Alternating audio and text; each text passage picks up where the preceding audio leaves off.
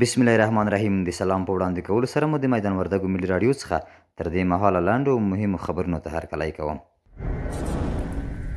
د مالیې وزارت وایي چې د ګمرکونو لوی ریاست د ګرځنده څارنې کارکوونکو تېره اونۍ د نیمروز، کندهار او هلمند ولایتونو په بېلابېلو سیمو کې یو شمېر قاچاقي توکي نیولي دي. د یاد وزارت په وینا په نیول شویو توکو کې چاکلیټ، طبي درمل، لواشک، روب، رخت، شامپو، لوبیا، خواږه، جوس، خالي کارټونونه، 12 پایې کولرونه او 21 موټرسایکلونه شامل دي.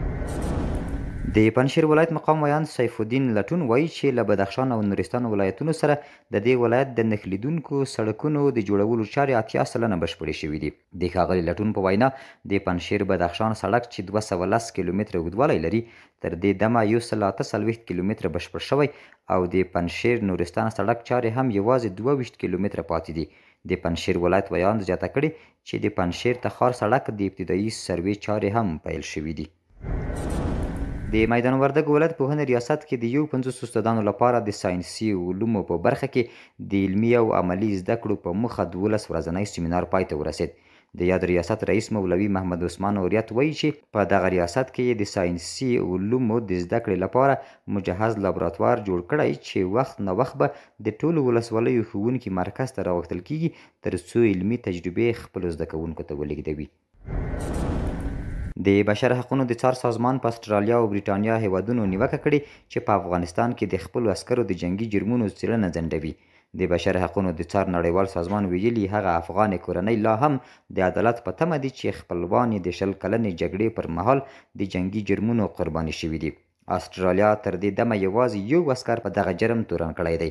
له دې وړاندې د بریتانیا د ځانګړو ځواکونو پخواني غړي له رسنیو سره په مرکه کې د دې هیواد د ځواکونو هغه جنگي جرمونه افشا کړل چې افغانستان کې یې کړي دي. مالیې وزارت د یوې اعلامیې په خپرولو سره ویلي چې نړیوال بانک په افغانستان کې د خپلو پاتې پورونو د ورکړې عملي لړۍ پیلوي. د اعلامیې پر بنسټ یاد بانک افغانستان کې له لوجستیک او رغنیزو شرکتونو څخه د تثبیت شویو ارقامو له مخې 50 میلیونه ډالر پور وړی دی. د شرکتونو دغه پورونه به په 4 پړاوونو کې له مالیې وزارت سره په همغږۍ ورکړل شي. دغه راز مالیې وزارت د نړیوال بانک له یادې پریکړې هرکلی کړی او زیاته کړې ده چې د یاد بانک دغه ګام به د کاري زمینې برابرولو او د ملي اقتصاد په وده کې مهم رول ولري. د عدلیې وزیر شیخ عبدالحکیم شرعي روسیې ته د سفر په ترڅ کې په دغه هیواد کې له میشتو یو شمېر سوداګرو او افغانانو سره وکتل.